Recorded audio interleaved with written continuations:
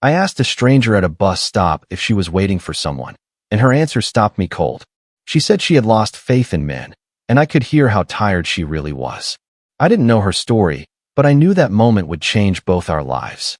What started as a simple question became a journey neither of us was ready for, but both of us needed. My name is Leo. I'm 30 years old. I work in construction, mostly renovations and concrete work. I live alone in a small apartment on the edge of the city, not far from the building sites where I usually work. My days start early and late, and most of the time I come home tired, dusty, and quiet. I'm not someone who talks much about feelings, but I notice people, especially when they look like they're carrying something heavy inside. That evening was no different from most others. I had just finished a long shift. My shoulders hurt, my hands were rough from the tools, and my head was full of noise from the day. I stood at the bus stop near the main road, waiting to go home. Cars passed, people came and went. Then I noticed her. She was standing a few steps away from me. Tall, well-dressed, calm on the outside, but distant. You could tell she was beautiful without her trying to be. There was something closed about her posture, like she was protecting herself. She kept looking down the street, not at her phone, not at anyone else. Just waiting. Or maybe pretending to wait. We stood there in silence for a while. I wasn't planning to say anything. I usually don't. But something about the way she stood there, alone and tired in a different way than me, made me feel like staying silent would be wrong. Not brave. Just wrong.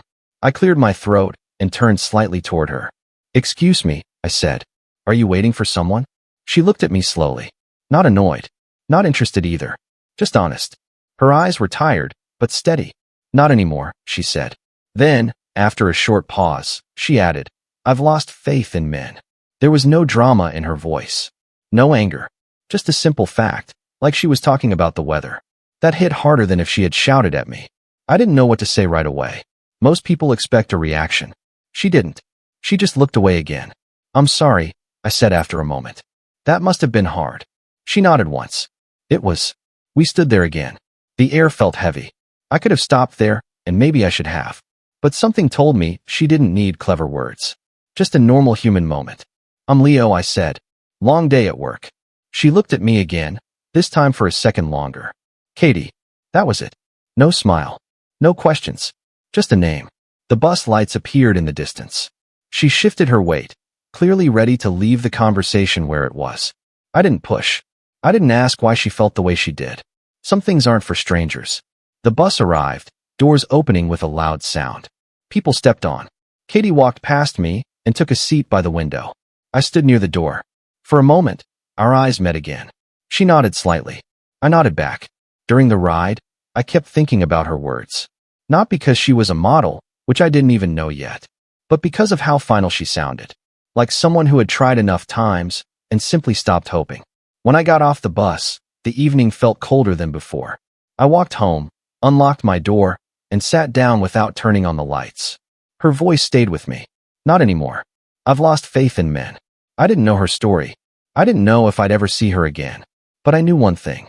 Whatever she had been through, it wasn't small. And for the first time in a long while, I felt like life had placed someone in front of me for a reason I didn't yet understand. My days usually follow the same rhythm. Wake up early, work until my body reminds me I'm human, go home, sleep, repeat. After meeting Katie at the bus stop, that rhythm felt slightly off. Not broken, just different. I caught myself thinking about a woman I didn't know, about a sentence she had said so calmly that it stayed with me longer than it should have. A few days later, after work, I stopped by a small grocery store near my apartment. It wasn't planned. I just needed bread, something simple for dinner, and silence. The place was quiet, almost empty. I walked between the shelves, still in my work clothes, hands rough, head tired. That's when I saw her again. She was standing near the refrigerated section, holding a bottle of water, looking at the label without really reading it.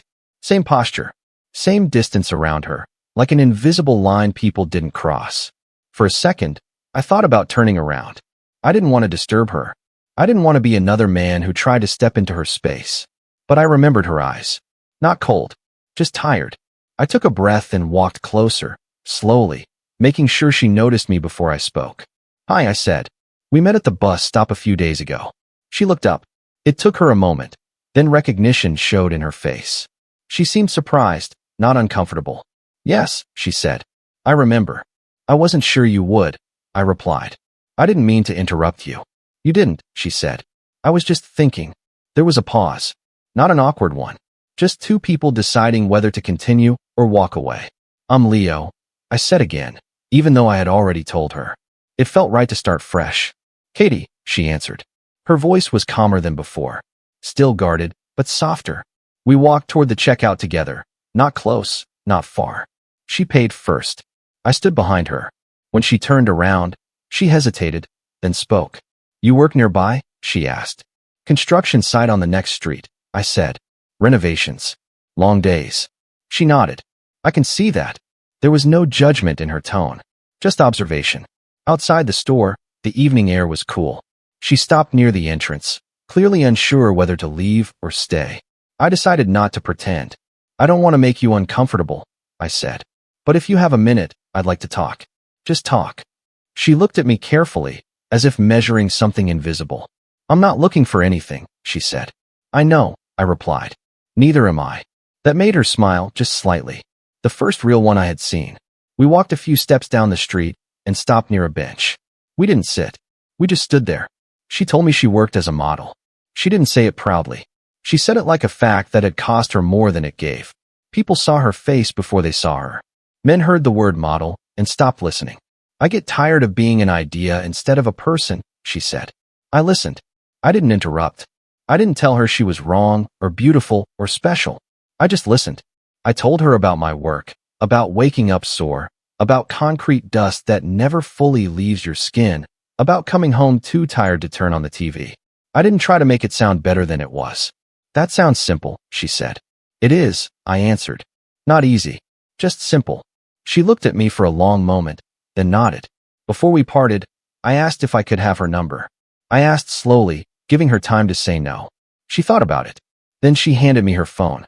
I'm not promising anything, she said. I'm not asking for promises, I replied. That night, I didn't message her right away. I waited until the next evening. I wrote a simple line. Just hello. She replied a few minutes later. We met for coffee a few days after that. Nothing fancy. Small place, quiet music. She sat across from me, hands wrapped around her cup like she needed the warmth. She talked about past relationships. Not details, just patterns. Men who listened at first, then stopped. Men who promised safety and brought chaos instead. Men who wanted her, but never stayed. I didn't defend anyone. I didn't say not all men. I told her she had every right to feel the way she did. When she looked at her phone and said she needed to leave early, I nodded. No disappointment. No pressure. Later that evening, she messaged me and apologized. Said she felt overwhelmed. I told her to take her time. That I wasn't going anywhere. She didn't reply right away. But when she did, she wrote thank you. And somehow, that felt like more than enough. The next weeks passed slowly, the way real life usually does. There were no dramatic turns, no sudden confessions. Just small steps. Messages that didn't demand answers. Meetings that didn't feel like obligations. I kept my routine, and Katie stayed careful, but something between us was changing, quietly. We met again for coffee, this time closer to her place. She chose the cafe. That mattered. It told me she was letting me a little closer to her world. She arrived a few minutes late, apologizing without excuses. I told her it was fine and meant it. She looked relieved. We talked about simple things at first. Work, weather, the city. Then, slowly, the conversation went deeper on its own. She told me about how tired she was of being strong all the time. How people assumed she had everything just because of how she looked. How relationships had made her feel smaller instead of safer. I don't trust words anymore, she said quietly. Everyone knows what to say. I nodded. That makes sense. She looked at me, surprised. You're not going to tell me I'll change my mind? No, I said. You don't have to. She watched me closely after that, like she was waiting for something hidden. But there wasn't anything hidden. I wasn't trying to convince her of anything. I wasn't trying to save her. I was just there. Over the next days, I showed up the same way every time. I remembered what she told me. I asked about things she mentioned once, not because I was trying to impress her, but because I actually remembered. When she canceled one evening, saying she felt overwhelmed and didn't want to talk, I told her to rest and take care of herself. No guilt. No questions. She didn't answer that night. The next morning, she sent a message saying she wasn't used to that. Used to what? I asked. Someone not getting upset, she replied. We met again the following weekend. She seemed more relaxed, but still careful. At some point, she told me more about her past. Not stories meant to shock, just truths. How she had trusted too easily.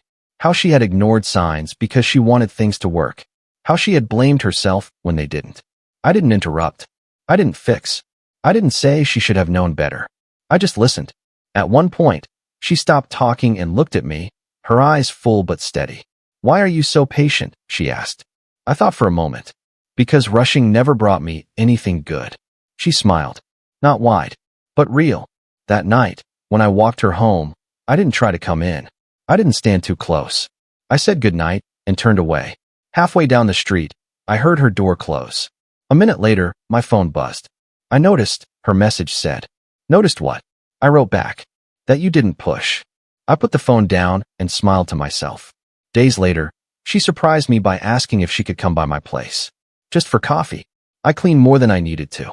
Not because I wanted to impress her, but because letting someone into your space is a kind of honesty. She looked around quietly when she arrived. Simple furniture. Work boots by the door. No luxury. No chaos. This feels calm, she said. It usually is, I replied. She sat on the couch, holding her cup, looking thoughtful. I'm scared, she admitted. Not of you. Of hoping again. I sat across from her, not touching her. You don't have to hope, I said. Just be here. She nodded slowly. Something in her shoulders relaxed. From that day on, things didn't suddenly become easy, but they became real. She tested me without meaning to.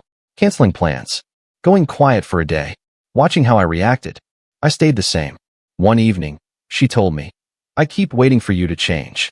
I might, I said honestly, but not into someone else. She laughed softly at that. Trust didn't arrive like a moment. It arrived like a habit. And somewhere in between those ordinary days, she started believing that maybe, just maybe, I was exactly who I showed myself to be. By the time autumn settled into the city, Katie had become part of my days in a quiet way. Not constant, not overwhelming, but present. We didn't see each other every day. Sometimes we didn't talk for a day or two. And yet, there was a sense of connection that didn't disappear in silence. Still, I could feel something changing in her. She was closer than before, but also more restless. As if the more she trusted me, the more afraid she became of losing that trust. One evening, she came over after work. She didn't say much at first. She sat on the couch, legs crossed, looking at the floor. I made tea and waited. I had learned that pushing only made her close up. You're too calm, she said suddenly. I looked at her. Is that a problem? She sighed. It feels unreal. Like it's going to end badly because it's too good. I sat down across from her. I'm not pretending, I said. This is just how I am. She shook her head. That's what scares me. I've heard that before. Her words weren't an attack, but they still landed heavy. I felt the urge to defend myself, to prove something. Instead, I stayed where I was. I'm not asking you to trust me blindly, I said. I'm asking you to watch what I do. She looked up at me, eyes sharp now. And what if you change? I might, I answered. But I won't disappear. And I won't lie. She stood up and walked toward the window, arms crossed. For a moment, I thought she might leave. My chest tightened, but I didn't stop her. If she needed space, she needed space. I don't know how to do this anymore, she said quietly. Every time I start to feel safe, I remember how stupid that made me before.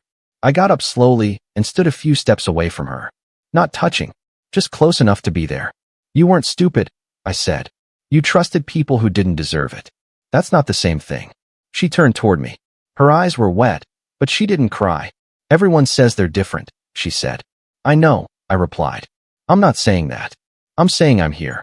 And I'll keep being here until you tell me not to be. That night, she left early. No argument. No goodbye kiss. Just a quiet hug that lasted a second longer than usual. When the door closed behind her, I stood there for a long time, wondering if I had finally reached the point where things either moved forward or fell apart. The next days were hard. She answered messages, but slowly. Short replies. No plans. I could feel her pulling back, building walls she had just started to lower. It hurt. I won't pretend it didn't. But I didn't chase her. I didn't demand explanations. I stayed exactly the same. A week later, she called me. Not a message. A call. Can we talk? She asked. We met at a small park near her place. The trees were almost bare. The air was cold. She looked tired. "I've been pushing you away," she said. "On purpose." "I know," I replied. "Why didn't you stop me?" she asked. "Because stopping you would mean not respecting you," I said. "You needed to see what I'd do." She nodded slowly. "I was waiting for you to get angry," she admitted. "Or to guilt me. Or to disappear." "And?" I asked. "You didn't," she said. "That scares me more than if you had." We walked in silence for a while. "I don't want someone to save me," she said finally. "I don't want promises. I just want honesty." I stopped and looked at her. "Then we want the same thing." She took a deep breath. "I'm not healed," she said. "I'm not asking you to be," I answered. She looked at me for a long time. Then she reached for my hand. Her grip was careful, like she was testing something fragile. "I don't know where this will go," she said. "Neither do I replied. "But I know how I'll show up." That night, when we said goodbye, there was no fear in her eyes, only uncertainty. And for the first time, that uncertainty felt like a beginning instead of a warning. Time did what it always does when people stop fighting it. It moved forward quietly. After that evening in the park, nothing suddenly became perfect, but nothing felt unstable anymore either. Katie didn't pull away again. I didn't change how I showed up. We settled into something steady, something real. Months passed. We built a rhythm that belonged to us. Not dramatic, not loud, just honest. I kept working construction. Early mornings, cold hands, long days. Sometimes I came home exhausted, shoulders burning, mind empty. Katie never complained about my schedule. She learned when to text and when to wait. On days when my body felt heavier than usual, she brought simple food and sat with me in silence. Not trying to fix anything, just being there. She kept modeling, but on her terms now. She said no more often. She chose jobs that didn't drain her.